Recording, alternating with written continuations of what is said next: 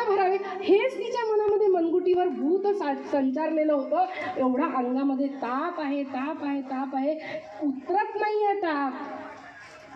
काय करावं? पण दिनक्रम मात्र तोच चाललाय. याला काय म्हणायचं? खरी निष्ठा म्हणायची. आणि आज काय झालं? सकाळी ब्रह्ममुहूर्तावर उठले, मांड नदीतून स्नान करून आली, रामरायाची पूजा झाली, काकड आरत्या झाल्या, भोपाळ्या झाल्या, रामरायाची पूजा झाली. आणि आता मात्र मला जप करायचा आहे. मग समोर असलेला जो खांब आहे त्या खांबाजवळ उभ्या राहून आमच्या वेणाबाई जप करायच्या हो. पण आज मात्र मन त्या जपात लागत नाही. मन स्वैर भैर झालाय, कुठेतरी भटकत आहे, उभं राहत नाहीये. काय करावं म्हणून दोर घेतला, खांबाला टेकून उभ्या राहिल्या, संपूर्ण दोर अंगाला गुंडाळून घेतला मंडळी. आणि आता जप करतात आहे. पण जपामध्ये लक्ष नाही. जपातल्या माळेतला दोरा तुटला की ते मणी सगळे खाली पडतात आणि ते सैरावैरा इकडे तिकडे पळतात.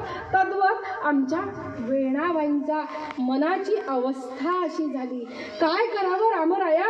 हा ज्वर माझ्या अंगातला सुचू देत नाही रे.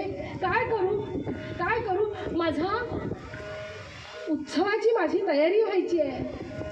आपलं जे जे काही म्हणून भौतिक गाऱ्हाण आहे ना, ते भौतिक गाऱ्हाण त्या रामरायाला सांगू लागले. इतकं गाऱ्हाणं सांगू लागल्या. सांगता सांगता आपलं भौतिक गाऱ्हाणं, आपल्या तब्येतीचा गाऱ्हाणं सांगायला लागल्या.